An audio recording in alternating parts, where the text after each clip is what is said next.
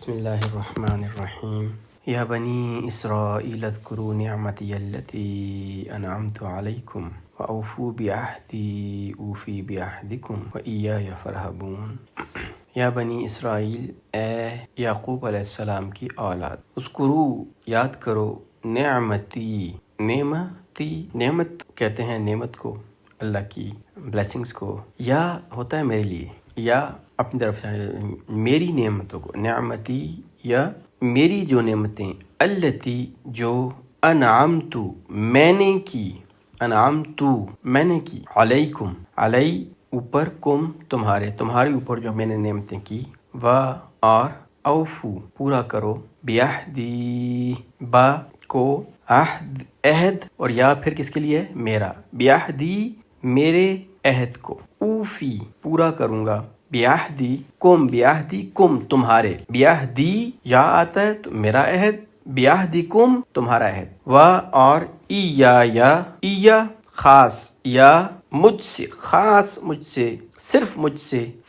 پس ارہبو ڈرو تم، فرہبون پس تم صرف مجھ سے ڈرو۔ اے یعقوب علیہ السلام کی اولاد، میرے وہ احسان یاد کرو جو میں نے تم پر کیے تھے، اور اس عہد کو یا اس وعدے کو، اس اقرار کو پورا کرو جو تم نے مجھ سے کیا تھا، اور میں اس اقرار کو پورا کروں گا جو میں نے تم سے کیا تھا، اور صرف خاص مجھ سے ڈرتے رہو۔ بنی اسرائیل کا مطلب ہے عبداللہ، یہ یعقوب علیہ السلام کا جو تھا وہ لقب تھا، اور اس کا مطلب ہوتا ہے اللہ کا بندہ۔ اور اذکروا نعمتی التی انعمت علیکم، بنی اسرائیل کو بہت ساری نعمتیں اللہ نے عطا کی۔ اگر اس سے پچھلی والی آیت پہ ہم چلے جائیں تو والذین کفروا وکذبوا بآیاتنا، کہ جن لوگوں نے کفر کیا اور ہماری آیات کو، ہماری نشانیوں کو، ہمارے نبیوں کے معجزات کو جھٹلایا، اولئک اصحاب النار هم فیہا خالدون، وہ آگ والے ہیں اور وہ اس میں ہمیشہ رہیں گے۔ تو بنی اسرائیل کو اللہ نے کچھ خصوصی نعمتوں سے نوازا، اور قرآن میں ان نعمتوں کا تذکرہ ہے، اور اس میں اللہ جل شانہ دونوں طرح سے یہود کو ایک طرح سے مخاطب کر رہے ہیں کہ دیکھو اللہ نے تم پہ کتنی نعمتیں کی اور تم اپنا بیہیویئر دیکھو۔ اور دوسری بات یہ ہے کہ یہود کو جس طرح مسلمانوں کو بھی بڑا ہوتا ہے، یہ ہمارے صحابہ ایسے تھے، ہمارے انسسٹرز ایسے تھے، ہمارے اسلاف ایسے تھے، ہمارے سلف ایسے تھے۔ او بھائی سلف تھے نا، آپ کیا ہو؟ اللہ ان کو یاد کروا رہا ہے کہ تم پہ اللہ نے کتنی نعمتیں کی۔ بنی اسرائیل کے ساتھ یہ ہوا کہ بنی اسرائیل کے اندر ایک تو اللہ نے یہ نعمت کی کہ بے تحاشا انبیاء بھیجے، ہر قوم، ہر قبیلے کے لیے نبی بھیجا، اور دوسرا کام یہ کیا کہ وہ ان کو عذاب بھی نہیں دیا، تباہ بھی نہیں۔ اور اس کے علاوہ بھی بے شمار نعمتیں ہیں۔ موسیٰ علیہ السلام کے دور میں اللہ نے ان پہ نعمتیں کی، پھر طالوت اور جالوت کی جب وہ ہوئی، وہاں پہ نعمتیں اللہ نے ان پہ اپنا کیا، پھر داؤد علیہ السلام کو بادشاہت دی، پھر سلیمان علیہ السلام کو بادشاہت دی، اور پھر جو ہے آخر میں جا کے عیسیٰ علیہ السلام کو مبعوث فرمایا۔ اور جو خاص کرم اللہ نے بنی اسرائیل پہ کیا وہ یہ بھی کیا کہ بنی اسرائیل نے جب نشانیاں دیکھ کے، معجزات دیکھ کے بھی انکار کیا تو اللہ نے ان کو تباہ نہیں کیا۔ دیکھیں عیسیٰ علیہ السلام تو پورے کا پورا ہی معجزہ تھے، ان کی پیدائش معجزہ، پھر ان کی زندگی معجزہ، پھر ان کو اللہ نے کتنے معجزے دی، مردوں کو زندہ کر دیتے تھے، مٹی کا پرندہ بناتے اور اس میں پھونک مارتے تو وہ زندہ ہو کے اڑ جاتا، بیماروں کو شفا دیتے، گھروں میں بتا دیتے کہ یار تم نے گھروں میں کیا رکھا ہوا ہے اور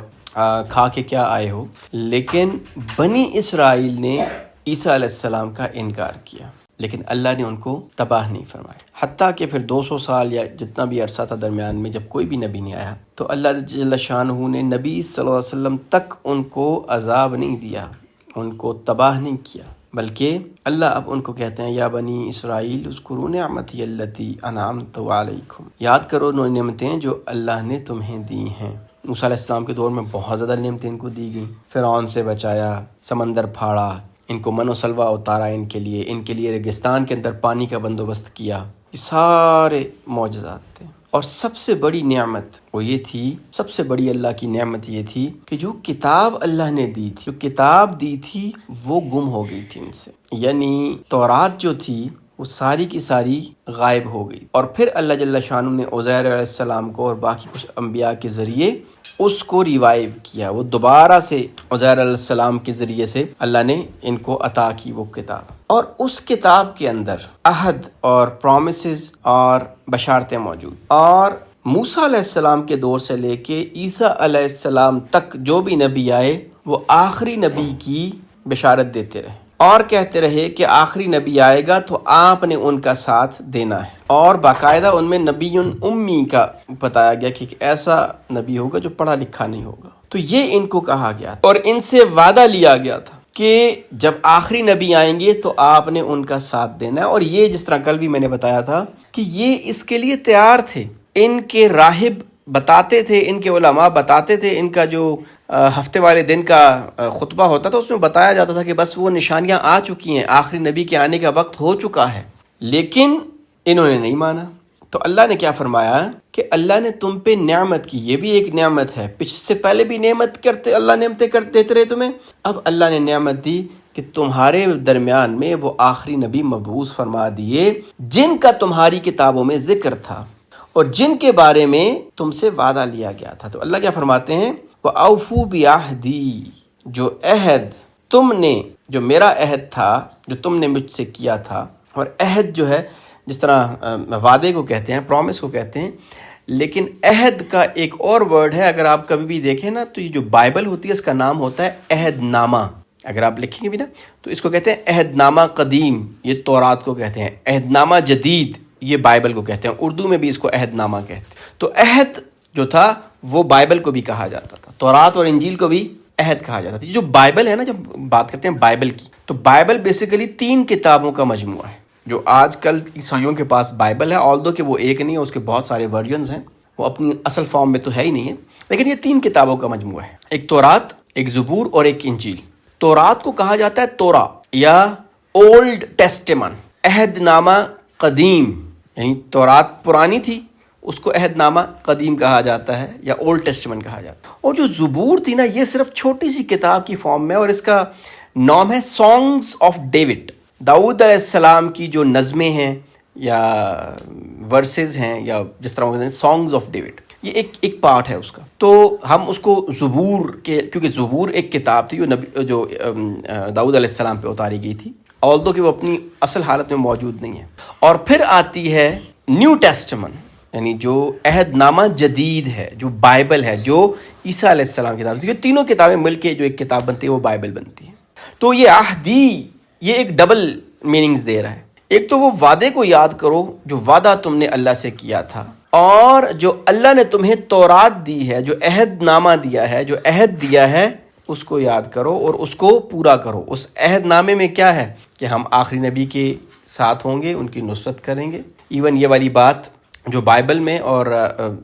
جو تورات اور انجیل میں آئی تھی، یہ اللہ نے سورہ صف کے اندر بھی فرمائی، جب عیسیٰ علیہ السلام نے اپنے حواریوں سے کہا کہ من انصاری الی اللہ، اور وہ آگے، اور اسی میں وہ نبی صلی اللہ علیہ وسلم کا ذکر بھی آیا کہ اس کے بعد اللہ ایک نبی پیدا کریں، اسمہ احمد، ان کا نام کیا ہوگا؟ احمد ہوگا، تو عیسیٰ علیہ السلام کا ذکر آیا، تو یہ وہاں پہ بھی موجود ہے۔ تو اللہ فرما رہے ہیں وَأَوْفُوا بِعَهْدِي أُوفِ بِعَهْدِكُمْ، اور اللہ نے کیا وعدہ کیا تھا؟ اللہ کا وعدہ یہ تھا کہ اللہ اس نبی کو غالب کرے گا۔ تو ظاہر ہے اس نبی کے ساتھ جو بھی ہوگا، جو اس کے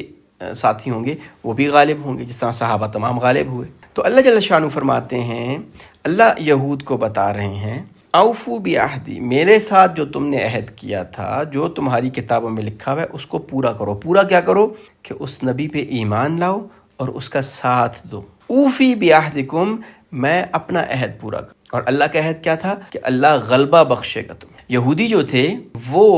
ایک سپریسڈ تھے، اس وقت مدینہ میں ایک کونے میں رہتے تھے، عرب میں اتنے زیادہ نہیں تھے یہودی۔ تو جب کوئی ان کو ڈراتا دھمکاتا تو وہ کہتے کہ فکر نہ کرو، آخری نبی کے آنے کا، ظہور ہونے کا وقت ہو چکا ہے، ہمارے راہب بتا رہے ہیں، جب وہ آئے گا تو ہم تمہیں دیکھ لیں گے، پھر ہمارا غالب ہونے کا وقت آئے گا اور پھر ہم غالب ہوں گے، تم مغلوب ہوگے۔ تو یہ خود بھی وہ مانتے تھے، اوفو بعہدی اوفی بعہدکم وإیایا فارہبون۔ علماء فرماتے ہیں کہ یہ جو یہاں پہ ورڈ یوز ہوا ہے نا، رہب ایک خاص قسم کے خوف کو، ایک خاص قسم کے ڈر کو کہتے ہیں۔ یعنی ایک ہوتا ہے خوف، جس طرح فار ایگزامپل ہم نے کوئی چیز دیکھی، ایک دم خوف آیا، وہ جب چلی گئی تو ہم ریلیکس ہو جاتے ہیں، ایک لمحے کو کپ کپا اٹھتا ہے دل۔ رہب اس ایسے خوف کو بھی کہتے ہیں، ایسا ڈر جس سے ایک دم دل کپ کپا جائے۔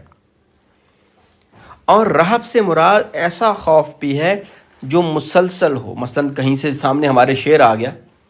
اور پھر وہ چھلانگ لگا کے بھاگ کے چلا گیا، تو ایک دم ہمیں خوف طاری ہوا اور اس کے بعد وہ خوف ختم ہو گیا۔ اور ایک خوف وہ ہوتا ہے جو مستقل ہوتا، مثلا کوئی مجرم ہے، بھاگا ہوا ہے، جیل توڑ کے بھاگا ہوا ہے، تو اس کو ہر وقت خوف رہے گا، ہر ایک مستقل خوف میں رہتا کہ کوئی مجھے دیکھ نہ دے، کوئی میری مخبری نہ کر دے، پولیس نہ آ جائے، مجھے پکڑ نہ لیا جاؤں، کسی کو پتہ نہ چل جائے۔ یہ اس قسم کا جو خوف ہوتا ہے اس کو کہتے ہیں رہب۔ اور رہب کے ایک اور معنی بھی ہے جو جس میں ہم اس کو جانتے ہیں، اس کو ہم نے اس کے نکلا ہے راہب یا رہبانیت، وہ بھی اسی سے ورڈ سے لگتا ہے، رہبہ سے، کہ ایسا خوف جو دنیا کو چھڑوا دے، ایسا خوف، ایسا اللہ کا ڈر جس کی وجہ سے دنیا کی نعمتیں چھوٹ جائیں۔ تو راہب کون ہوتے ہیں؟ رہبانیت کس کو کہتے ہیں؟ یہ رہبانیت یہ ہے کہ ہم دنیا کی نعمتوں کو، دنیا کو، لذتوں کو چھوڑ دیں، بس اللہ کے ساتھ لو لگا لیں۔ اور راہب کون ہوتا ہے؟ جو کہتے ہیں کہ ہم دنیا کی لذتوں سے لطف اندوز نہیں ہوں گے۔ تو یہاں پہ اللہ نے یہودیوں کے لیے وہ ورڈ یوز کیا، باقی ہمارے لیے یا قرآن میں موسٹلی ٹائمز پہ تقویٰ کا ورڈ آیا ہے، خوف کا ورڈ آیا ہے، اس طرح کے ورڈز آئے ہیں،